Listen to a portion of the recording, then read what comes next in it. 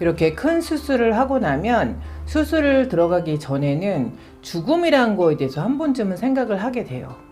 또 회복 속도가 되게 이렇게 빨라지면 또 감사함이라는 그 감정에 대해서 되게 생각을 진중하게 해보게 되더라고요. 이 죽음에 대해서 되게 재밌게 정리한 그 미드 드라마에 그 명대사가 있어요. 요거 한번 읽어드려 볼게요. 30대에는 죽는 건 비극이고 40대는 아쉽고 50대는 아깝고 60대는 이루고 70대는 괜찮고 80대는 훌륭하고 90대는 정말 짜릿하지. 미국 드라마 빌리언스에 나왔던 명대사예요. 저는 수술을 하고 나서 계속 메모를 하는데 정말 감사하다 감사하다 감사하다 이 말이 너무 많이 나오는 거예요. 정말 모든 게 다 감사한 거예요. 보통 하루에 6만 단어를 사용한대요. 그런데 그 6만 단어를 사용하는 그 와중에 우리는 과연 감사하다는 말을 몇 번이나 사용하고 살까요? 이 감사라는 감정은 그런 거래요. 나는 내가 나를 위해서 해준 일을 잘 알고 있고 나도 언젠간 너가 도움이 필요하면 그 이상으로 기꺼이 도와주겠어. 이렇게 표현하는 그 감정이 감사라는 거예요. 누군가한테 도움을 받고 그 이상으로 누군가를 기꺼이 도와줄 수 있어. 이렇게 생각하신 적 있으실까요? 입원하기 전에 어떤 분이 제가 너무너무 감동하는 선물을 주셨어요. 그 선물이 어떤 거였냐면 쇼핑백 하나를 갖고 오셨어요. 그걸 한번 열어보라 그러는 거예요. 그래서 이렇게 열어봤더니 그 안에 병원 생활에 필요한 모든 물품이 다 들어가 있는 거예요. 뭐 크리넥스 티슈, 물티슈, 휴지, 치약 칫솔, 뭐 크린싱 크림, 여성분들 사용하는 뭐 로션, 뭐 스킨, 뭐 영양크림 이런 샘플부터 해갖고 모든 풀세트가 다 들어가 있는 거예요. 병원 생활 너무 걱정하지 말고 잘하라고 기도해 주겠다고 이렇게 얘기를 하는데 제가 너무 감동을 받은 거예요. 와, 나는 누군가를 위해서 이렇게까지 세심하게 마음을 써본 적이 있나? 저희가 보통 누군가를 위해서 선물을 하면 그냥 어떤 하나를 이렇게 보통 선물을 하게 되잖아요. 10년이 훌쩍 넘은 것 같아요. 한 15년 정도 연락이 끊긴 친구가 있었어요. 수술하기 일주일 전에 연락이 온 거예요, 갑자기. 너무너무 보고 싶었던 친구거든요. 근데 제가 그 친구한테 연락처가 없어서 연락을 못 했는데 그 친구가 어떻게 저를 찾았더라고요. 또 공교롭게 제가 서울에 다니고 있는 지금 공부하고 있는 그 대학원에서 10분 거리에 살고 있더라고요. 그래서 너무 잘 됐다고 수업 끝나고 만나자고 그래서 수업 끝나자마자 만났는데 어느 순간 둘이 와락 끌어안고 너무너무 막 깡총깡총 뛰었어요. 그 친구가 어떤 친구냐면 제가 20대 초반 때 비행기를 처음 탔어요. 엄마 아빠랑 제주도 여행을 가는데 제가 엄마 아빠한테 쫄라서 그 친구 같이 가게 해달라 그래서 엄마 아빠랑 저랑 그 친구랑 이렇게 넷이 제주도 여행을 갔다 온 적이 있었던 그 친구예요. 15년 만에 만났는데 자식도 너무 잘 컸더라고요. 민사고 나오고 서울대 나와서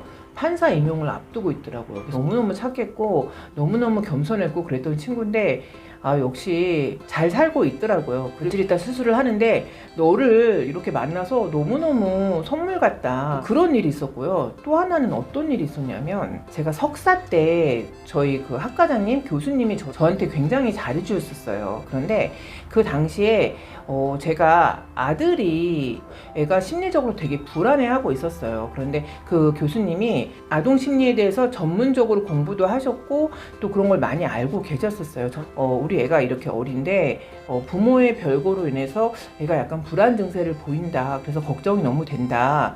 그래서 뭐 상담센터 이런 데를 소개해 주실 수 있나 이런 걸 제가 여쭤봤어요. 근데 교수님이 저희 아들을 데리고 오라 그러시더라고요.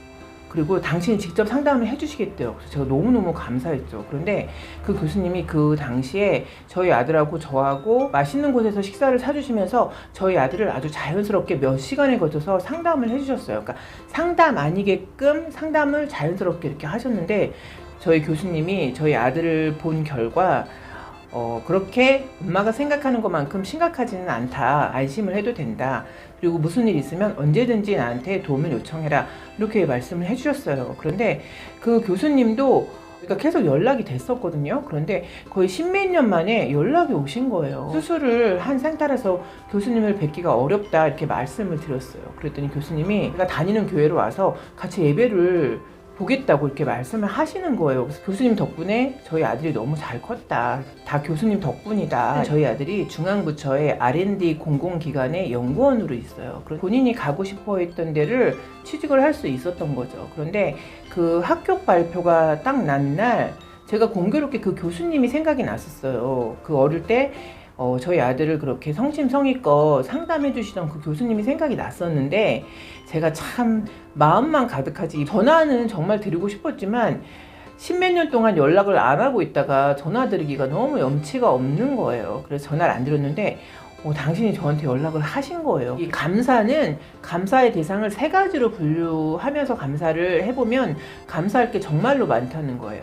첫 번째는 나 자신한테 감사를 하는 거고, 두 번째는 타인한테 감사하는 거고, 세 번째는 이런 환경이 주어진 거에 대해서 감사를 하라는 거예요. 이런 수술을 하면서 저 자신한테 스스로 감사했던 거는 제가 정말 믿음 생활을 하고 있다는 게 너무너무 감사했어요. 왜냐면 그동안 그 많은 수술 중에는 너무너무 많은 두려움과 아픔과 공포가 있었는데 정말 이번 수술은 아무런 두려움도 없었어요. 또 타인한테 감사할 일은 무심한 저한테 잊지 않고 안부 전화하고 챙겨주시는 이 많은 분들이 있다는 게 제가 또 새삼 너무 감사했어요. 세상이나 환경적으로 감사함을 표현한다 그러면 제가 너무 또 희한하게 많이 몸이 아프고 상한 적이 있었거든요. 근데 그때마다 저한테 너무너무 의사 선생님들이 너무너무 잘해주셨어요.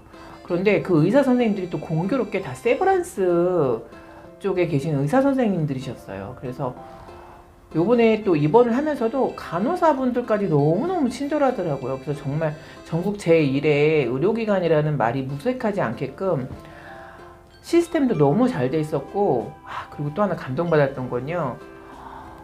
환자식도 잘 나오지만 환자 보호자식이 별도로 나오는데 너무너무 잘 나오더라고요. 그래서 정말 이런 환경 모든 게 저한테 너무 감사했어요, 진짜로. 감사함의 표현은 강도가 아니라 빈도라는 거예요. 자주 적게라도 감사함을 그때그때 표현하는 게 좋다는 거예요. 여러분, 어떤 위기상황으로 인해서 우리가 감사함을 잃고 있을 때 생활에 대한 절대적인 힘을 가질 수 있는 거는 세 가지가 있대요. 첫째는 자기 자신에 대한 존경, 둘째는 자기 자신에 대한 지식, 셋째는 자기 자신에 대한 억제. 상황이 안 좋고 어려울 때 사람은 동시에 같은 감정을 떠올릴 수가 없대요. 슬픈 감정과 기쁜 감정, 부정적인 감정과 긍정적인 감정, 이걸 동시에 떠올릴 수 없기 때문에 긍정적인 생각을 하면 이 부정적인 감정이 좀 가라앉는다는 거예요. 이거는 마치 우리가 웃으면서 화를 낼 수 없잖아요. 그거랑 똑같다는 거예요. 어떤 심리학자가 10주 동안 그런 테스트를 했었대요. 집단에는 계속 감사했던 일을 계속 쓰게 했고, 또 다른 집단에게는 스트레스 받는 일을 계속 쓰게 했대요. 또 다른 한 집단에는 중요한 일을 계속 쓰게 했대요.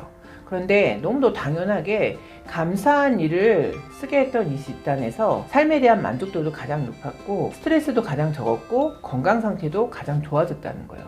그런데 이거는 제가 이번 수술을 하면서 되게 느낄 수가 있었어요. 정말 가장 큰 수술을 가장 안정적인 심리 상태에서 할 수가 있었고, 또 그렇게 하고 나니까 회복도 굉장히 빨랐다는 거. 제가 병원이 아시겠지만 수술 날짜가 굉장히 뒤로 늦게 잡히잖아요.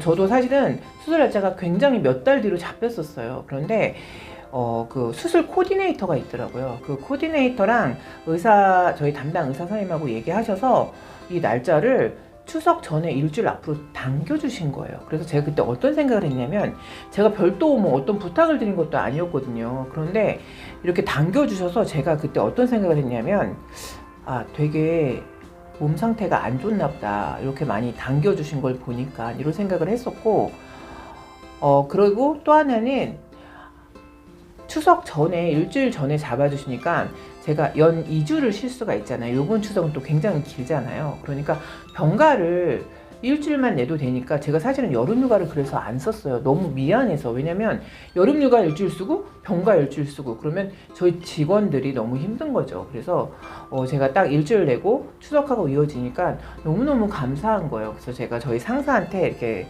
카톡을 보냈어요. 예정대로 일주일 병가하고 출근할 수 있을 것 같다고. 정말로 출근할 수 있을 것 같아요. 몸 상태가 이렇게 좋아지고 있으니까 약간 복부가 배가 막 흔들리는 것 빼고는 너무너무 컨디션도 좋고 너무 감사하고 저를 너무 잘하는 어떤 분이 저한테 그렇게 카톡을 보내셨어요. 너무 잘하시는 거죠. 몸이 안정될 때까지 집에서 머물면서 몸조리 잘하라고. 제가 조금만 몸이 좋아진다 싶으면 밖으로 나갈 거라는 걸 예상을 하시는 거죠. 근데 이게 제가 검색을 해보니까 이렇게 장기가 이렇게 적출이 되면 이게 무거운 걸 들지 말라 그러는 이유가 있더라고요. 이 장기가 이렇게 흔들려서 배치가 조금 어려운 부분이 생기는 경우가 있는 것 같아요. 검색을 해보니까.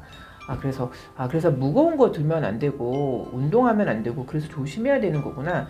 이런 생각을 또 하게 된 거죠. 경험으로만 말씀을 드리면 감사한 마음이 커지면 세상에 무서운 게 없어요, 사실. 여러분도 그 경험을 한번 해보시길 정말 제가 기도드려요, 진짜로. 왜냐면 제 주위에도 그 감사함을 모르는 부자를 쫓잖아요. 젊은 사람들은 부유해야 되고 나중에 부자가 되고 싶고 성공하고 싶고 이런 걸 누구나 꿈꾸잖아요.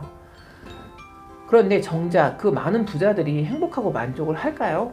그거보다 작은 거에서도 감사하고 작은 거에서 행복을 느끼는 거, 이게 더 큰 부자라는 거를 제가 깨닫게 된 거예요.